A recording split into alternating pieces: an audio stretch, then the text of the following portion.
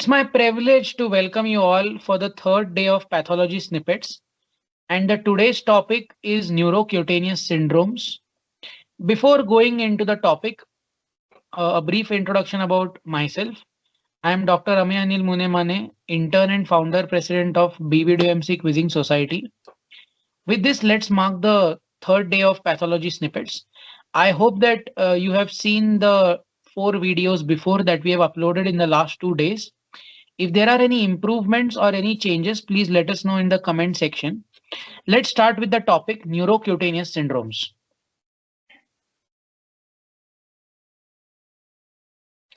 So in neurocutaneous syndromes, we have 5 diseases that we have to cover. Neurofibromatosis 1, neurofibromatosis 2, neurofibromatosis, tuberous sclerosis, Sturge-Weber syndrome, and von Hippel-Lindau syndrome. Moving on with the first disease, neurofibromatosis 1. So neurofibromatosis 1 is inherited in an autosomal dominant manner encoded on the chromosome number 17.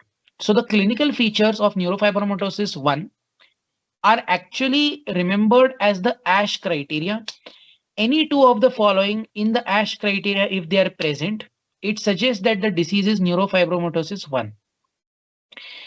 For this, I also have a mnemonic ready with me, which is taken from a very popular book called First Aid, which is used by students to study primarily for their USMLE exams. So the mnemonic for NF1 is Cyclops, but here the spelling of Cyclops is CICLOPSS. The first C is cafe au lait spots. I is intellectual disability. The second C is cutaneous neurofibromas. L is Lisch nodules. O is optic gliomas. P is pheochromocytoma. S is seizure, and the last S is sphenoid dysplasia. If any two of these is present, that is if ASH criteria is positive, then it is neurofibromatosis 1. Now I have also gathered a lot of images for this presentation. All the things that I have said right now, I have an image for it. So these are the cafe au lait spots. You can see the cafe au lait spots, which are brown colored macules on the lower back of this patient. Next slide is about axillary or inguinal freckling. Lisch nodules, yes. So Lisch nodules, as you can see, they are the iris hamartomas. Can be unilateral, can be bilateral, but the word iris hamartoma is important when you're describing Lisch nodules.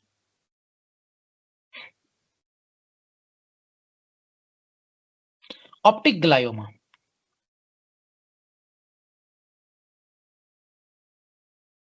Okay, moving on to the second disorder, which is neurofibromatosis 2. So neurofibromatosis 2 is again autosomal dominant in inheritance, encoded on the chromosome number 22. Usually a family history of neurofibromatosis 2 is present. In this, you can have a unilateral or a bilateral acoustic neuroma plus any two of the following, which are neuroblastoma, glioma, meningioma, ependydoma, and cataract. Now, to remember the chromosome numbers and associations of neurofibromatosis 1 and neurofibromatosis 2, I have a mnemonic. The mnemonic is neurofibromatosis 1 has 1 at the last. So the chromosome number is 17. 17 starts with 1. Neurofibromatosis 2 is encoded by the chromosome number 22. So new 2, 2, 1, 1. Other way to remember the clinical features of neurofibromatosis 2 is the word 2. We have 2 ears in our body and 2 eyes in our body. What does that mean? The 2 ears means bilateral vestibular schwannoma. 2 eyes means bilateral cataracts. The word bilateral here is very important. Okay. Let's go on to the third disease, that is tuberous sclerosis. Now in tuberous sclerosis, it is just a second. In tuberous sclerosis, again inherited as an autosomal dominant manner, there are 2 genes. First type of tuberous sclerosis is called as tuberous sclerosis complex, TCS1. which is encoded on the chromosome 9 and the protein is hamartin, whereas the second type is tuberous sclerosis complex 2, which is encoded by the chromosome 16 by the protein tuberin. How do you remember? For this also I have another mnemonic, especially for tuberous sclerosis. Tuberous sclerosis, because 1, the next odd number after 1 is 3. The square of 3 is 9. So tuberous sclerosis complex 1 is encoded on the chromosome 9. Tuberous sclerosis 2, the next even number after 2 is 4 and square of 4 is 16. So that is how we will be remembering the chromosomes of tuberous sclerosis complexes. Now tuberous sclerosis has many clinical features according to the different organ or the organ systems involved. In the brain, it can give rise to a cortical tumor, a subependymal giant cell astrocytoma, or a subependymal nodule. In the eye, there are more than equal to 2 retinal hematomas. Be very clear, I want to stress this point. In your neurofibromatosis 1, Lisch nodule was iris hematomas. In tuberous sclerosis, it is retinal hematomas. Do not get confused with these two terminologies. In the skin, you have ash leaf macules more than or equal to 3 and facial angiofibroma or the Chagrin patch. Various tumors that can be associated in a patient with tuberous sclerosis are cardiac rhabdomyomas, angiomyolipoma of kidney, and pulmonary lymphangiomyomatosis. These are the ash leaf macules which you can see. They are 2 in number, light, faint colored macules. Then the second picture is of a mulberry tumor, which are the tumors in the retina. Sebaceous adenoma. You can see the sebaceous adenoma overlying and the area around the nose and the cheeks. And the second photo, that is facial angiofibroma. The second photo is showing you around the scalp. Chagrin patch you can see on the lower back of the patient. It looks like a urticarial lesion, with the difference that the urticarial lesion itches, whereas Chagrin patch does not itch. Periungual fibroma, you can see this is the toenail and the fourth toenail is involved. We can see 3 fibromas in this image. Confetti lesions. Subependymal tubers, if you see, this is the MRI of the brain. In this MRI, you can see some white colored discolorations or an artifact, which is nothing but the tubers. Because of the presence of these tubers, the name of the disease is tuberous sclerosis. Moving on to the fourth disease, Sturge-Weber syndrome. Sturge-Weber syndrome, unlike the previous 3 disorders we have done, they were all autosomal dominant in inheritance. Sturge-Weber syndrome is having sporadic mutation, and believe me, this point is quizzed in INI-CET entrance exams, that it is a non-hereditary disorder of blood vessels. It involves 3 organs mainly, the eye, brain, and skin. In the eye, it gives rise to choroidal angioma, brain leptomeningeal angioma, and skin port wine stain.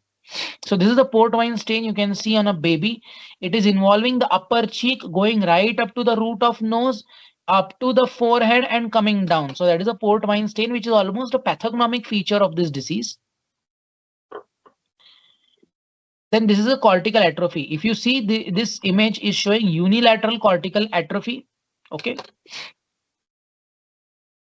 Ophthalmos. Railroad track calcification is seen.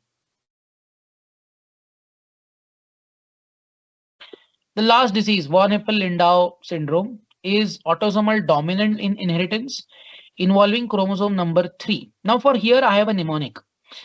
The mnemonic number 4 is this, that all neurocutaneous syndromes are autosomal dominant in inheritance except Sturge-Weber syndrome, which is sporadic, non-hereditary. The second mnemonic is, how do I remember von Hippel-Lindau syndrome's chromosome and its association? So this is a previous year NEET question. Okay. So von Hippel-Lindau can be abbreviated as VHL. VHL is made up of 3 letters. 3 letters make it for 3, that is the chromosome number 3. Apart from that, VHL is 3 letters, and its common tumor association is renal cell carcinoma, which can be abbreviated as RCC. RCC is again having 3 letters. So the most common cause of death is clear cell variety of renal cell carcinoma. And the most common tumor association of von Hippel-Lindau syndrome is renal cell carcinoma. Other clinical features of von Hippel-Lindau are cerebellar hemangioblastoma and retinal hemangiomas.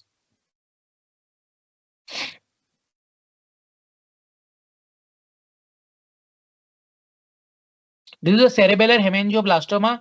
If you can see, it is being marked with the arrows. This is retinal hemangioblastoma. Can you see a cherry red colored discoloration, not in the center, but close to the center? That is a hemangioblastoma of the retina. So this marks the end of pathology snippet 5, neurocutaneous syndrome review. I hope you have enjoyed the video. I hope that I could live up to your expectations that I have set, that the little expectations I might have set in the past 2 days. If you have liked the video, I request you to like, subscribe the channel, and to share this video with your colleagues and friends. Thank you.